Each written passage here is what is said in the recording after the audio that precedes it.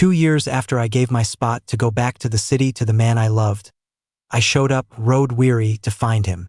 But there he was, the man who'd sworn his undying love for me, shopping with a pregnant woman. He avoided my gaze, his expression a mix of annoyance and exhaustion.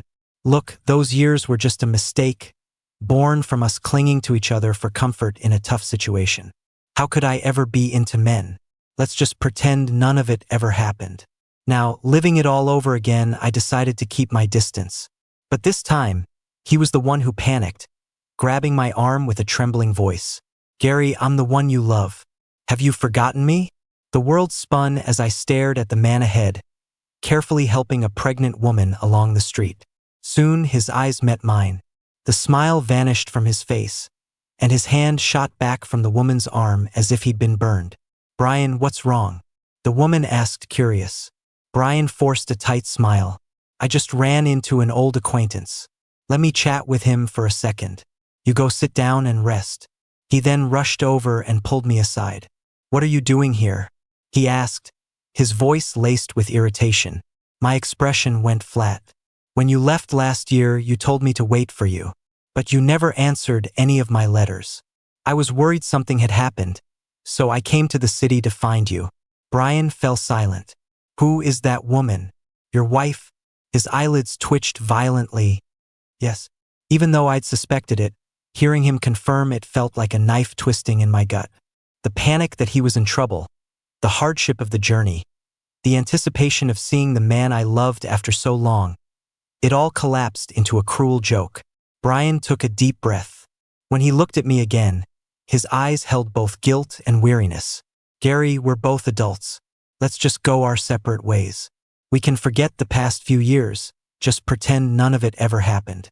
I wanted to laugh, my voice dripping with sarcasm. "Brian, are you even human? You begged me to give you my spot so you could go back and take the college entrance exams. You swore you'd establish yourself in New York City and wait for me. I gave up my chance to leave, gave you all my savings for books and test prep, and now you're telling me to pretend it never happened?" The color drained from Brian's face. He seemed to lash out in shame, pulling a wad of cash from his coat and throwing it at me.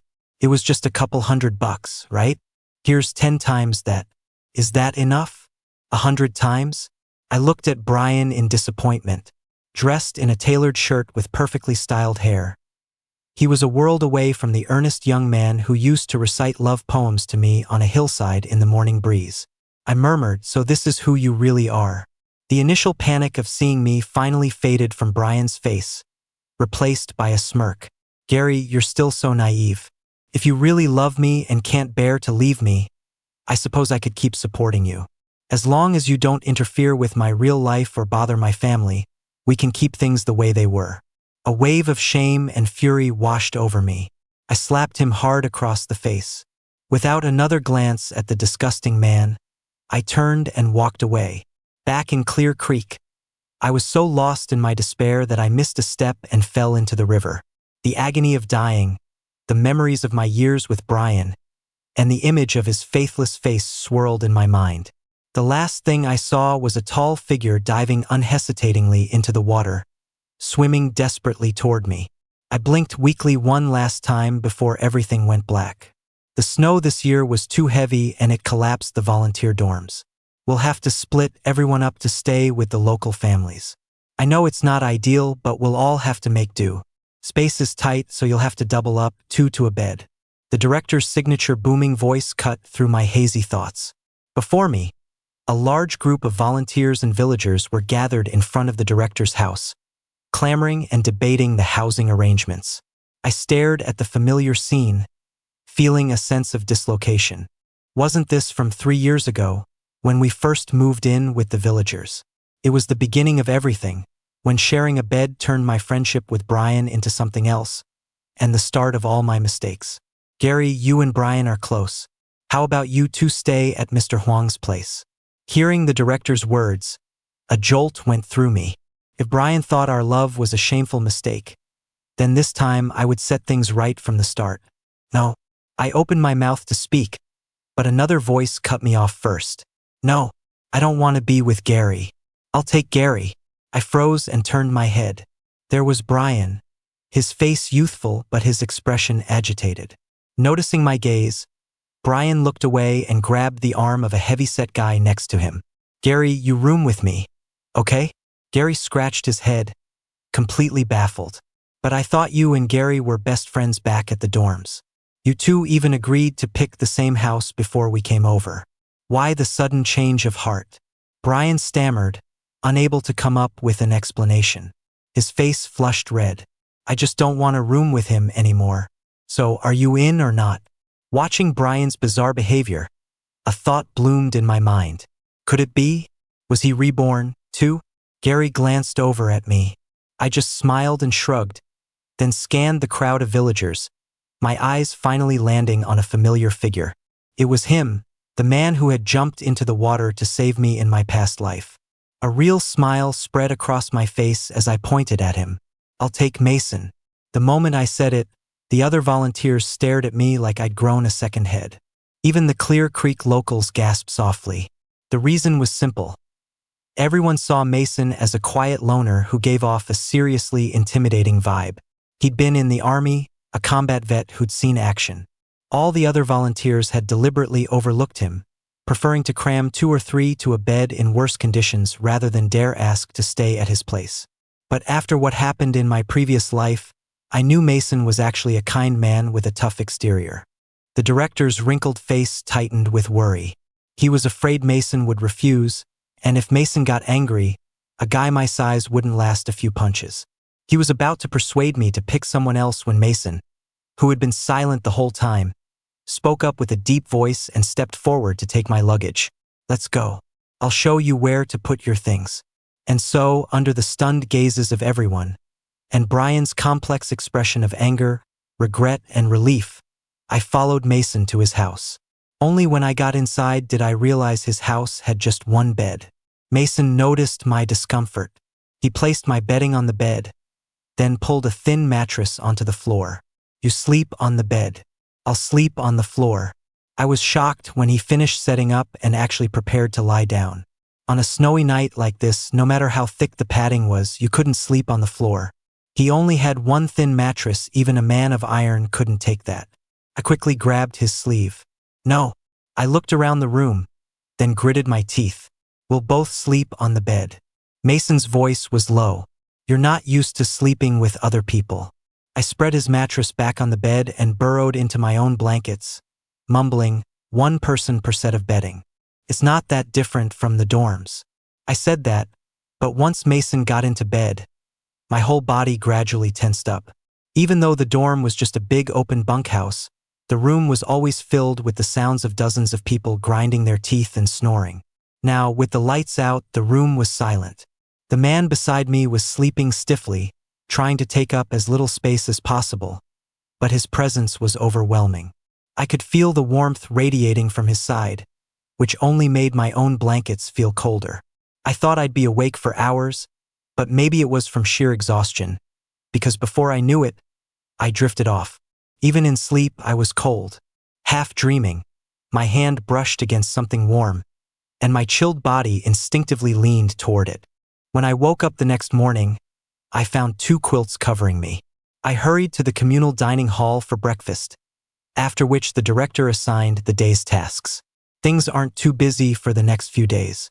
We'll stick to the previous groups.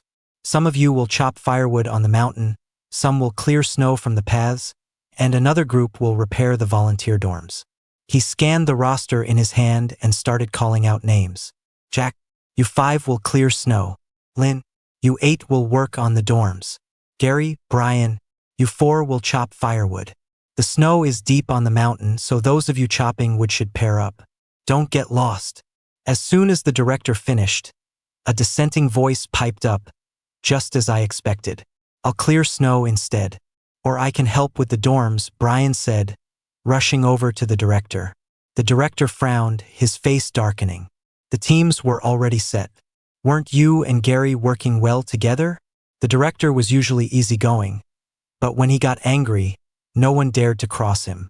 Everyone assumed Brian was just having a whim, but he stood there stubbornly. "I just don't want to go chop wood." Now, it was obvious to everyone that he was deliberately avoiding me. The atmosphere grew awkward. Dozens of eyes shifted between Brian and me, everyone wondering what I'd done to make him so openly hostile. I pressed my lips together.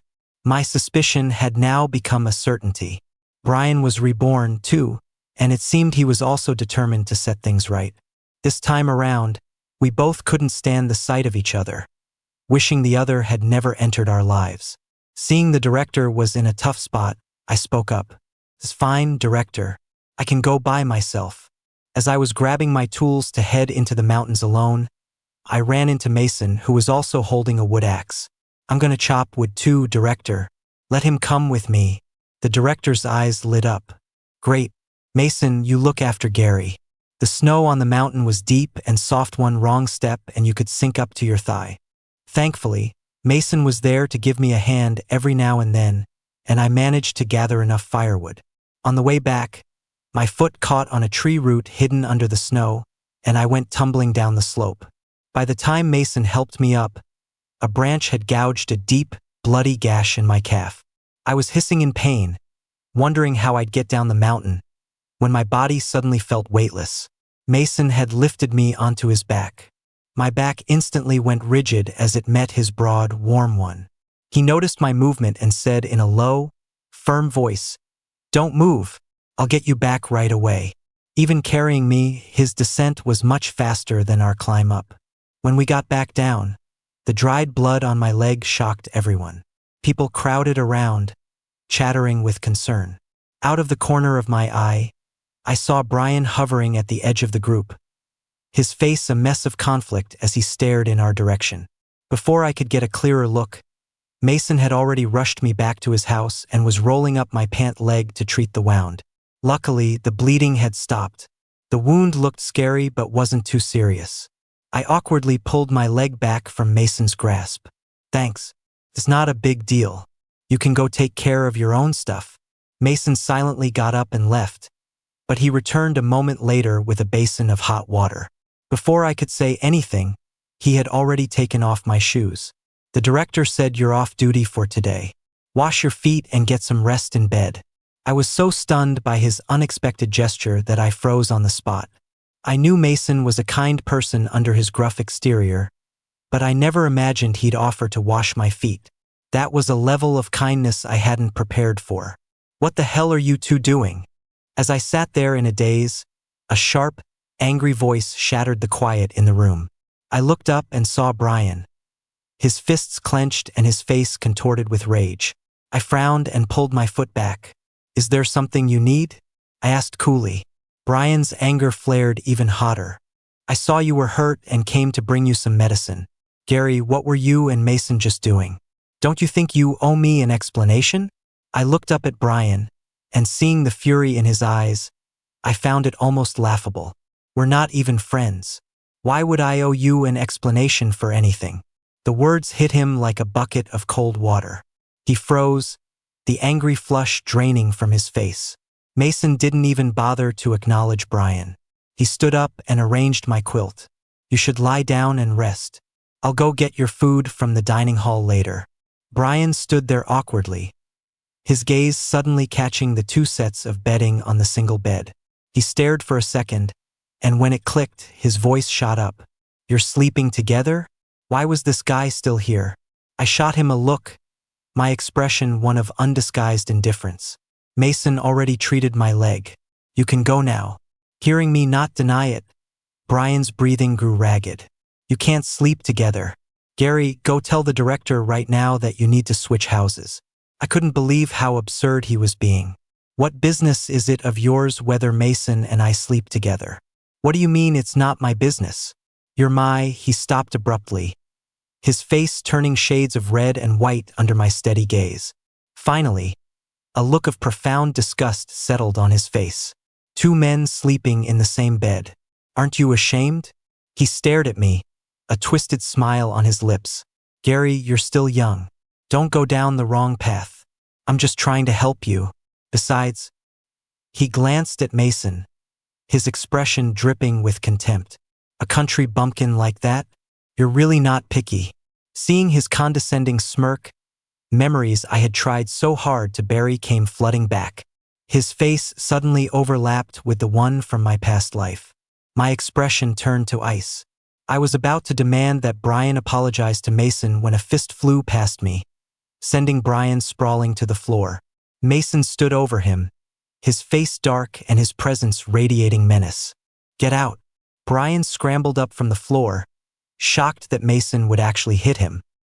He was even more shocked that I hadn't even spared him a glance after he'd been punched, and was instead telling him to apologize to Mason.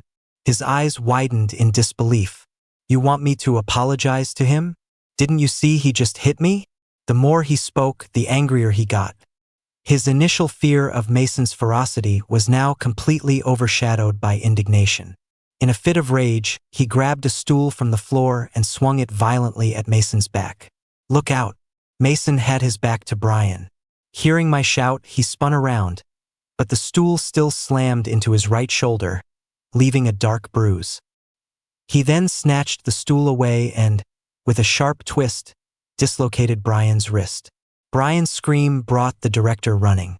When he saw the scene in the room, Mason looking fierce and Brian on the floor, cradling his wrist and groaning in pain, the director immediately jumped to a conclusion. "Mason, you assaulted one of the volunteers. Do you want to get arrested?" The penalties for crimes were harsh back then. A jolt of panic went through me, and I quickly stood up to explain. "Director, Brian insulted Mason first, and he attacked him from behind with a stool. Mason was just defending himself." On the floor, Brian's head snapped up, his eyes wide with disbelief as he stared at me. "Brian, is that true?" the director asked, looking at him skeptically. I ignored the look of betrayal and anger in Brian's eyes and just shot him a warning glance. After all, I was telling the truth. Brian had called Mason a country bumpkin. If that got out, his time in Clear Creek would be over. He understood my silent warning, and his body began to tremble with rage. Finally, he gritted his teeth and said, "Director, it was all a misunderstanding." As the director helped him leave, Brian looked back at me one last time. He bit his lip hard, his eyes filled with a mixture of resentment and sorrow. He looked at me as if I was the one who'd broken his heart. After everyone left, it was just Mason and me in the room. "I'm sorry," I said, feeling guilty. Brian was having a meltdown. "Don't take anything he said to heart. Your shoulder got hit. Let me put some ointment on it." Mason paused, then gave a low hum of agreement. I didn't expect him to take a shower first. When he came back to the bed, he was wearing only a slightly worn white undershirt. The solid muscles of his bare arms rippled with strength, and a large, dark bruise was visible on his shoulder and back. "Take off your shirt. It looks like it got your back, too." Mason obediently pulled off the undershirt. His bronze skin looked healthy and sensual, and the contrast with the dark bruise made my face feel strangely warm. I didn't dare look at his bare torso and quickly shifted my gaze to his face. His sharp, angular face with its buzz cut came into view. His profile was chiseled with a strong, hard jawline. I then noticed that the muscles in his arms and abdomen were tensed up. "Are you cold? I'll put the ointment on right away." I didn't dare look anywhere else. I quickly applied the medicine and then pushed him back under the covers. The winter air was frigid, and once you were in bed, it was hard to resist burrowing into the warmth. Thinking I had nothing else to do today, I finally gave in to the allure of the cozy bed, took off my outer clothes, and slipped under my own covers. The moment I lay down, I noticed that Mason, who was lying so quietly I could barely hear him breathe, had his eyes closed, but the tips of his ears were bright red. Young guys run so hot, I thought with a hint of envy, instinctively curling my own ice-cold feet away. After resting all afternoon, my leg wasn't hurting as much by the evening. Feeling partly responsible for Mason's injury, I insisted on making dinner for him. Mason couldn't argue with me and finally relented. "Why don't you eat with me, then? I have some meat left. We can have pork and potato stew tonight." The food at the volunteer dining hall was mediocre at best. I hadn't eaten meat in ages. That night, I put all my cooking skills to use making the stew, and it was so delicious I almost swallowed my own tongue. After dinner, I felt like Mason and I had finally become friends. The temperature dropped sharply that night. Normally I'd be fast asleep, but tonight I was so cold I felt like I was turning into an ice sculpture. As I lay there shivering, I suddenly felt a weight settle over me. I pried my eyes open to see Mason laying his own quilt on top of me. A wave of warmth spread through my chest. I was about to thank him, but the words caught in my throat when I saw what he did next. Mason moved to the foot of the bed and wrapped his warm hands around my ice-cold feet. My mouth fell open, my eyes wide with shock. I instinctively started to pull my feet back but stopped myself. If I woke up now, it would be even more awkward, wouldn't it? My body went rigid, and I didn't dare move a muscle as my mind, now a complete fog, tried to figure out his intentions. A steady warmth spread from his hands, and I slowly felt the side of my body closer to him begin to warm up too. My brain turned to mush. In this rare winter warmth, I somehow drifted off to sleep. When I woke up the next morning, Mason was already gone from the bed, and I was still covered by 2 quilts. Time for breakfast. I turned around and met Mason's eyes. The memory of last night flooded my mind, and my face immediately flushed red. No, it's okay. I'll eat at the dining hall. I threw on my clothes and rushed outside, only to run straight into Brian, whose face was dark and sullen. I frowned and started to walk around him, but he reached out and grabbed my arm. Come with me. I need to talk to you. Other villagers were watching, and I didn't want to cause a scene, so I agreed. Brian pulled me to a hillside behind the village. He turned to me, his tone a warning. Gary, stay away from Mason. Seeing my frown, he cut me off. I'm doing this for your own good. One day you'll thank me for pulling you back onto the right path. I don't need your help. Just worry about yourself, I said, my expression mocking as I turned to leave. Brian panicked, his voice a mix of bluster and desperation. Are you telling me you actually want to stay in the countryside forever? Getting mixed up with some village hick? Do you really want to stoop that low? Smack! I raised my hand and slapped him hard across the face. There is nothing between us. And even if there was something going on between me and Mason, it's none of your business. After leaving him with those cold words, I turned and walked away, not caring about the stunned, lost look on his face. Today's work was light, helping the villagers clear snow off their roofs and from the fronts of their houses. Because of what happened last night, I spent the whole day trying my best to avoid Mason. It wasn't until the sky grew dark and the last of the other volunteers had no interest in sitting outside discussing poetry with me that I finally had to drag my feet back to Mason's house. I glanced into the kitchen and happened to see Mason lifting a large bucket of water with his right hand to pour it into the water tank. My eyes narrowed.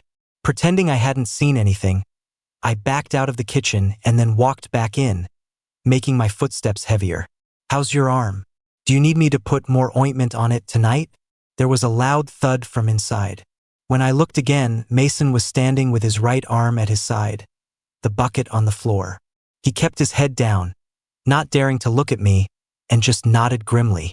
Yes, if you don't mind. A small smile played on my lips, but I quickly suppressed it. All right then, off with the shirt. I'll go wash up first. I leaned back on the bed, reading a book. When I heard footsteps, I looked up to see Mason walking toward me, shirtless. His body was still damp, and water droplets trickled down his sculpted muscles. My eyelashes fluttered, and I buried my head in my book, tossing him a towel. Dry yourself off. Don't get the bed wet. Before applying the ointment, I deliberately washed my hands in cold water and then pressed my frigid hand firmly onto his right shoulder. Cold? I asked with a mischievous grin, intentionally moving my icy hand all over his shoulder. Mason buried his face in his arms, his ears bright red, and shook his head. Not cold. Seeing how earnest he was, I didn't have the heart to tease him anymore. I quickly finished applying the ointment and pulled my hand away. As Mason was making the bed for the night, I suddenly spoke up. Let's share. The snow's gotten heavier these past few days, and it's too cold to sleep alone. Mason froze, his back still to me. You don't want to? I asked deliberately. No. Mason shook his head quickly. Then, as if realizing he sounded too eager, he added in a low, husky voice, It is getting colder at night. Huddled under 2 quilts, it was much warmer. More importantly, I could feel a constant source of heat radiating from the human furnace beside me. I was just about to doze off when I vaguely heard Mason say something. What?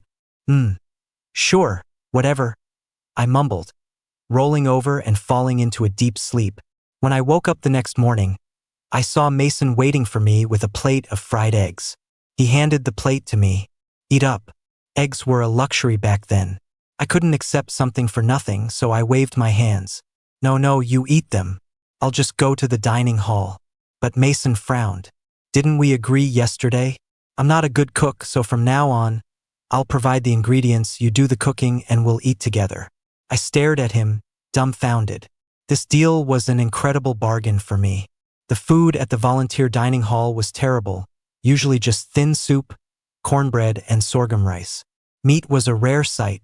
In my past life, my health had suffered greatly from the poor diet during these years. Right now, that egg was practically glowing in my eyes. I don't know, I said, swallowing hard as I tried to resist. Mason pushed the bowl into my hands. There's nothing to feel bad about. My cooking skills are a waste of good food anyway. We agreed yesterday. You can't back out. Oh, okay. In the end, I caved to the temptation of real food and nodded. After half a day's work, the volunteers started calling out to each other as they headed to the dining hall. I waved them off. I'm not going. I have to get back and cook for Mason. Gary teased. Gary, you're acting like Mason's little wife. Get out of here, I said, giving Gary a light punch. Gary didn't back down, grinning as he shouted, It's true. Everyone, tell me I'm wrong. He skips the dining hall just to rush back and cook for Mason. Even a real wife isn't that dedicated. The other volunteers burst into laughter. Clang. The sudden sound of a metal basin hitting the ground cut through the laughter. Everyone turned to see Brian, his face dark, glaring daggers at Gary. Gary was so startled he immediately shut his mouth. It was just a joke. Gary isn't even mad. I don't know what Brian's so worked up about. I paid it no mind and looked away.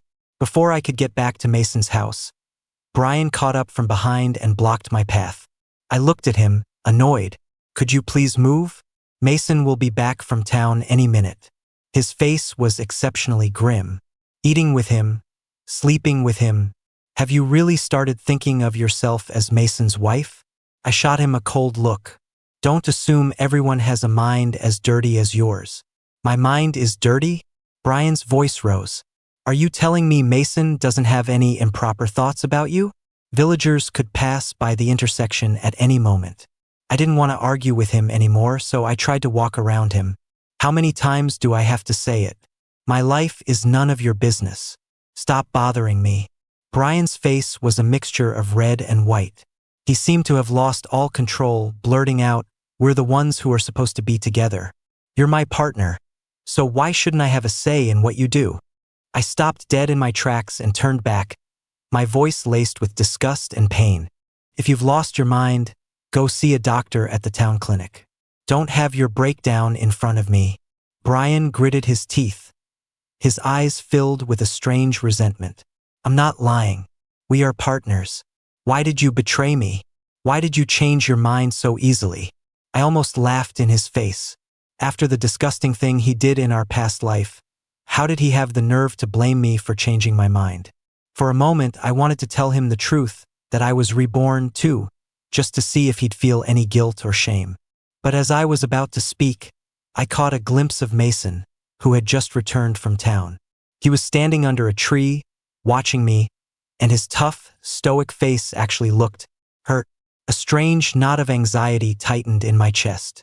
I gave Brian a sharp kick in the shin, then hurried past him and into the house. Dinner was a quiet affair.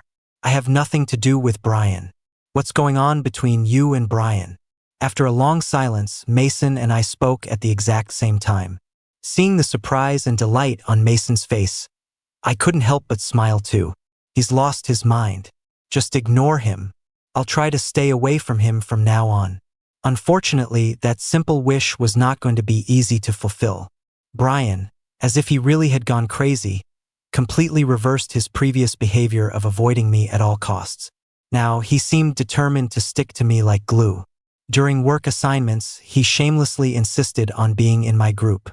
He even went to the director and asked to move into the same house as me. Fortunately, the director thought he was nuts too. When we were assigning rooms, you were dead set against rooming with Gary, he said bluntly. Now that everyone's settled, who do you think is going to indulge this nonsense? Get lost. Undeterred by the director's rejection, Brian started trying to win me over with love poems. Gary, look, I wrote this for you. Do you like it? Brian handed me the poem in front of the other volunteers, completely unabashed. Gary reached for it. Let me see the work of our great poet. Brian stood up, shielding the paper from Gary.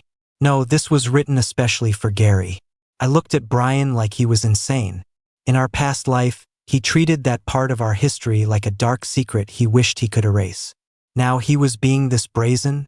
Thankfully, Gary was thick-skinned and just pouted. Weren't you pretending you barely knew Gary a while ago? What's with the change of heart? Brian turned to me, his eyes full of affection. We had a little disagreement, so now I'm courting Gary, hoping he'll forgive me. Gary howled with laughter, egging me on like the pot stirrer he was. Ha ha ha, well Gary, you better read the poem Brian wrote just for you. Who knows, it might be a love poem. I gave Gary a weary look, but under his relentless prodding, I finally took the paper. After reading it, I wrinkled my nose in disgust. Melodramatic nonsense. Brian didn't seem to care. He just grinned. You don't like it? I'll write you a new one next time. No matter how cold I was, Brian clung to me relentlessly. To avoid raising suspicion among the other volunteers, I couldn't be too harsh. After several days of being pestered by him, I came home one evening to find a book of poetry lying on the dining table. I froze, my gaze shifting between the book and Mason, who was eating silently. This poetry book, did you buy it? Yeah. What did you buy it for? Couldn't help but chuckle. Mason didn't seem like the type to enjoy poetry. I saw you liked it, Mason's slightly raspy voice said. I wanted to have more to talk about with you. The smile froze on my face. I slowly turned to look at Mason. He was looking back at me. Though he said nothing more, his dark eyes spoke volumes. My throat felt tight. Finally, I looked down, flustered, avoiding his intense gaze. If you want to learn about poetry, I can teach you. Yeah. A smile broke across Mason's stern face. After that day, it felt like nothing between Mason and me had changed, and yet, something was quietly shifting. Our relationship grew more intimate. Every day after returning home, besides eating and sleeping together, we found more to talk about and more time to spend in each other's company. Brian saw it all. His expression grew darker and more sullen by the day. One time, when he tried to pull me aside to talk about poetry and I instinctively refused, he finally snapped. It's because of Mason again, isn't it? You keep rejecting me for him. Gary, why are you so cruel? I'm the one you love. Have you forgotten me? He looked at me in agony, his eyes turning red. Stop this, I hissed, noticing a villager looking over with a confused expression. Fine, I'll shut up, but you have to come with me somewhere. Brian stared at me stubbornly. With no other choice, I followed him toward the hills behind the village. We walked further and further, and the scenery began to look familiar. My expression soured. Finally, Brian stopped under a giant ginkgo tree. He turned, the crazed look gone from his face. He was blushing slightly as he held out a book of poetry to me, his gesture both shy and solemn. Gary, we're kindred spirits. Will you fight this battle with me, side by side, and support each other through this strange chapter of our lives? My gaze moved slowly from the book to his face. I stared at him for a long, long time, until the shyness on his face hardened into a stiff mask. After a long while, I finally spoke, my voice soft. Brian, things have changed. People change. Even if you confess in the same place, in the same way, my answer will never be yes. Brian's pupils dilated slightly. You told me our feelings were just a mistake born from huddling together for warmth in a tough situation. You told me to pretend it never happened. I did what you asked. So why are you regretting it now? The color drained from Brian's face in an instant. You too? His voice was barely a whisper. I nodded gently, confirming his suspicion. I was reborn too, and I'm grateful that this time we both have a chance to set things right. From now on, let's go our separate ways. Let's be complete strangers. After saying my piece, I turned to leave. Don't. Brian grabbed my arm instinctively. When he saw the resolve in my eyes, his expression shifted through a storm of emotions. From regret and grief, it finally settled on anger. Then what about Mason? You say you want to set things right, so why are you getting involved with him?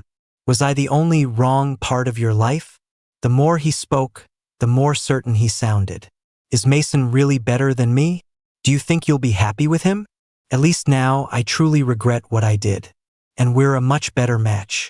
I can't stand the thought of you with someone else more than I can stand the strange looks from others. Gary, please give me another chance. I swear I'll cherish you this time. We have so much in common. I'm a better fit for you than Mason. I firmly pulled his hand away. Choosing Mason might be a mistake, but choosing you is a guaranteed mistake. Making the same mistake once is enough. After leaving Brian frozen in place and heading home, my own mood sank into a funk. Although I had been so resolute in front of him, the truth was, I was still torn. In this life, I was determined to leave Clear Creek as soon as the college entrance exams were reinstated. I wasn't blind to Mason's feelings, but since I was destined to leave, why create attachments here? If I accepted his feelings now only to abandon him in 3 years, wouldn't that make me the same kind of person as Brian? The volunteer dorms were mostly repaired, and some people had already started moving back in. That evening, as soon as Mason returned, I told him I was thinking of moving back to the dorms. The hand that was serving me food froze mid-air. Did I do something wrong? He stared at me, his gaze intense. Can you not move back? I know the director said we could continue staying with a family as long as both sides agree. I turned my head, unable to meet his burning eyes. I believe the college entrance exams will be reinstated sooner or later. When they are, I'm going to find a way to take them. Volunteers have been coming and going all these years. I could be gone at any time. After a pause, I said the final words. Every journey has to end. Mason, I've really enjoyed this time getting to know you. Mason fell silent. I kept my head down, focusing on my food, but my eyes began to burn. I don't know how long passed before I felt something touch my hand. I looked up to see a pile of 10, 5, and $1 bills. Stunned, I looked at Mason. He just pushed the money toward me. This is my discharge pay from the army, and the money I've saved up over the years. I'm a simple guy, I don't know how much you'll need for college, but take it all. I've really enjoyed this time getting to know you, too. I stared at Mason, completely lost for words. Warm tears suddenly slid from the corners of my eyes. Mason fumbled to wipe them away. What's wrong? Is this not enough money? I can go find work and earn more. I looked at him through blurry eyes and asked, if I leave Clear Creek after the exams and never come back, would you still give me this money? Mason pressed his lips together and nodded firmly. Getting an education is a good thing. I'm not giving you this money to tie you to Clear Creek. You belong in a bigger place where you can use your talents. It's okay if you don't come back. The tears flowed freely now, and suddenly, I smiled. I couldn't guarantee that every choice I made would be the right one. But to live timidly for fear of making a mistake, that wasn't worth it. My heart pounded in my chest. I pushed the money back into Mason's hands and then gave his well-defined arm a meaningful squeeze. I can probably scrape together the money for the exams. More than money, what I really need is someone who can help with the heavy lifting. I curved my lips into a smile and looked at him. If you're willing, you can leave with me when I go back to the city. Of course, if you ever miss Clear Creek, I'll come back with you too. An incredible light of pure joy erupted in Mason's eyes. He nodded emphatically and suddenly pulled me into a fierce hug.